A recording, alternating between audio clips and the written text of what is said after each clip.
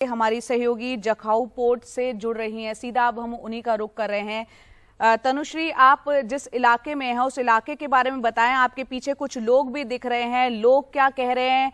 क्योंकि यहाँ जिस तरह की तैयारियां सोहित ने बताई हैं, किस तरह की तैयारियां हुई हैं, वहाँ क्या हाल है इस वक्त?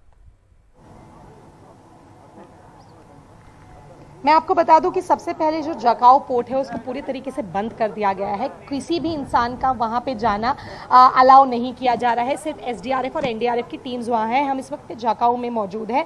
हम कोशिश करेंगे कि आपको पोर्ट का रुख भी दिखाएं कि किस तरीके से ये एक इंटरनेशनल नेशनल बिजनेस पे इम्पैक्ट करने वाला है, क्योंकि सबसे बड़ा पोर्ट है यहाँ का, और मुंद्रा और कंडला पोर्ट के साथ साथ। तो इतने दिन से पोर्ट का बंद होना, और वो वीकेंड तक बंद रहेगा, तो किस तरीके से बिजनेस पे इम्पैक्ट करेगा। पर अभी जो एक सबसे जरूरी चीज है स्टेट गवर्नमेंट के लिए, सभी अथॉरिटीज के लिए और सेंट्रल गवर्नमेंट के लिए भी, कि किसी तरीके का जान का नुकसान ना हो। अगर एक बार जब साइक्लोन चला जाता है, कितना नुकसान हुआ है घर बार में, कितना नुकसान हुआ है टेम्परेरी शेल्टर्स में, पोर्ट पे कितना नुकसान हुआ है, इंफ्रास्ट्रक्चर में क्या नुकसान हुआ है, वो गवर्नमेंट बाद में देखना शुरू करेगी। अभी जो सबसे बड़ी प्रायोरिटी है उसको सेंट्रल गवर्नमेंट ने कहा है जीरो कैजुअलिटी इंश्योर करने के लिए, कि आप इंश्योर करिए जो अथॉरिटीज ग्राउंड पे हैं कि किसी भी जान का नुकसान ना हो, एक भी इंसान को जान का नुकसान ना हो। इसी वजह से 74,000 से ज्यादा लोगों को इवैक्यूएट करके शेल्टर होम्स में ले जाया गया है। जहां पे हम मौजूद हैं, सिर्फ वहीं पे जखाऊ में ही सिर्फ 5,000 से ज्यादा लोगों को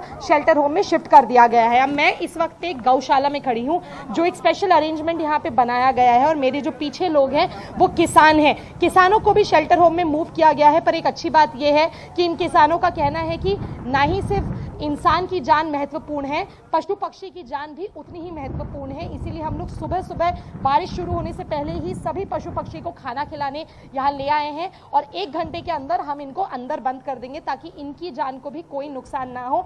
मैं एक बार बात करूंगी इन किसानों से और जानूंगी कि किस तरीके का इनको क्या लगता है कि क्या इनकी खेती बाड़ी में कोई नुकसान होगा। सर, आप लोगों से एक बार बात करना चाहूंगी मैं। आप लोग सभी लोग किसान हैं? किसान। और आप लोग यहाँ पे जो अपने पशु पक्षी को लेकर आए हैं खाना खिला के पहले ही, ताकि अंदर जब एक बार बारिश शुरू हो इनको कोई नुकसान ना हो, इसलिए यहाँ लाए। तो इस तरीके का साइक्लोन पहले देखा है? इस तरीके का पहले हमने नहीं देखा। आप में से किसी ने इस तरीके का नहीं देखा? क्या लगता है खेती बाड़ी में कितना नुकसान हो सकता है? नुकसान तो जितना आवाज जोड़ा होगा उससे उतना होगा।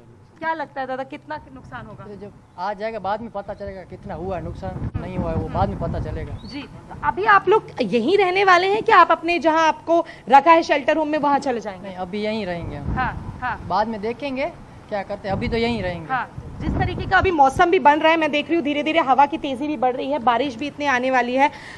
क्या लग रहा है आप लोग को, पशु पक्षी झेल जाएंगे ये? वो हम ट्राई कर रहे हैं झेल जाए, लेकिन बाकी तो फिर आ जाएगा बाद में पता चलेगा कितना नुकसान होता है क्या है। वो तो हम तो ट्राई कर रहे हैं झेल पाए, इसलिए सुरक्षित जगह पे ले आए हैं। खाने पानी का पूरा बंदोबस्त कर दिया है सरकार ने? हाँ, सरकार ने कर दिया है। हाँ।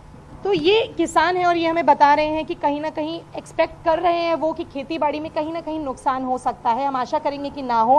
पर आप देख सकते हैं मेरे पीछे भी कि जो हवा की तेजी है, हवा भी रुख बदलना शुरू कर दी है, हवा की तेजी भी बढ़ना चालू हो गई है।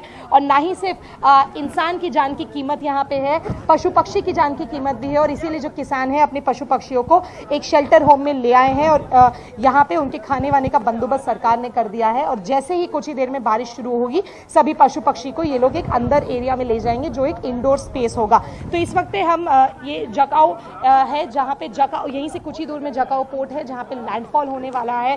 पर आईएमडी की अगर हम माने तो जितनी हर घंटे जिस बिपरजॉय जैसे जैसे पास आ रहा है, उसकी जो हवा का जो इंटेंसिटी है वो धीरे धीरे कम होती जा रही है। अभी हवा की इंटेंसिटी 115 से 120 प्रति आवर घंटे बताई जा रही है कि इतना विंड स्पीड रहेगा जब बिपरजॉय आज 4 से 8 बजे के बीच में लैंडफॉल करेगा। पर इतना भी मैं आपको बता दूं कि इस हवा की स्पीड के साथ भी बहुत बड़ा एक स्टॉर्म आ सकता है, बहुत बारिश हो सकती है। और इस तरीके की बारिश जो टेम्परेरी शेल्टर्स है उसको उखाड़ फेंक सकती है, और अगर कोई भी बाहर घूम रहा है तो उसको भी बहुत नुकसान हो सकता है। तो हम भी सरकार के साथ साथ जितने भी हमारे व्यूअर्स हैं उनसे एक ही आशा करेंगे और एक ही रिक्वेस्ट करेंगे कि आप सब घर के अंदर रहिए, शेल्टर होम्स के अंदर रहिए, क्योंकि रेड अलर्ट इशूड है। भले ही हवा की तेजी धीरे धीरे कम हो रही है, पर अभी भी हवा की तेजी इतनी है कि ये सीवियर कैटेगरी में आए और अभी भी इतनी हवा की तेजी है कि स्टॉर्म पूरे एरिया को एक तरीके से ध्वंसित कर दे। तो इतना हवा की तेजी अभी भी बनी हुई है। हम आशा करते हैं कि इम्पैक्ट कम से कम हो। बिल्कुल, सभी आशा करते हैं कम से कम उसका नुकसान हो और कम से कम असर उस तूफान का हो। तनुश्री, आपने यहाँ पर बिजनेस की बात की थी, ये एक बहुत बड़ा पोर्ट है, यहाँ पर वीकेंड तक इसको बंद कर दिया गया है। किस तरह के नुकसान की यहाँ पर आशंका लग रही है और साथ ही यहाँ पर किस तरह का एहतियात सरकार की तरफ से, प्रशासन की तरफ से लोगों को जारी किया गया है? जब ये तूफान, ये लैंडफॉल हो रहा हो, उस दौरान उनको क्या कुछ करना है? घर के भीतर शेल्टर होम्स में तो रहना ही है। बिल्कुल, सरकार एक जो अच्छी बात सरकार सेंट्रल और दोनों ही राज्य सरकार ने भी किया कि जैसे ही 6 जून से अरेबिक सी में ये बनना शुरू हो गया था बिपरजॉय, तभी से सारी तैयारियां चालू हो गई थी। शेल्टर होम्स बनने लग गए थे और इतने 75,000 से ज्यादा लोगों को इतनी जल्दी इवैक्यूएट करना भी एक बहुत बहुत बड़ा टास्क होता है, जो कि कर दिया गया है। अब सबसे पहली बात ये कि जो भी शेल्टर होम्स हैं, सबसे पहले सरकार ने ये देखा कि क्या ये ऐसे शेल्टर होम्स तो नहीं है कि इतनी बहुत ज्यादा बारिश आए तो कहीं ना कहीं ये भी टूट जाए। तो सिर्फ ऐसी ही बिल्डिंग्स को शेल्टर होम बनाया गया है जो 150 विंड स्पीड 150 किलोमीटर प्रति आवर की विंड स्पीड झेल पाए। तो उन्हीं सभी लोगों को जिनको इवैक्यूएट किया गया है, जो कोस्टल लाइंस में रहते थे, उनको कहा गया है कि आप अंदर रहेंगे, आप सड़कों पर नहीं निकलेंगे। पशु पक्षियों को भी अंदर ले जाने की पूरी डायरेक्टिव दे दी गई है। और कहीं ना कहीं अगर हम बिजनेस की बात करें, हमको जानना जरूरी है कि 3 जो सबसे बड़े पोर्ट है भारत के, मुंद्रा पोर्ट, कांदला पोर्ट और जाकाऊ पोर्ट, ये इसी रीजन में है। और ये सबसे जो पूरा एक्सपोर्ट इंपोर्ट जो है, जो सबसे इंटरनेशनल और नेशनल बिजनेस है, सबसे ज्यादा इन्हीं पोर्ट्स में से होता है।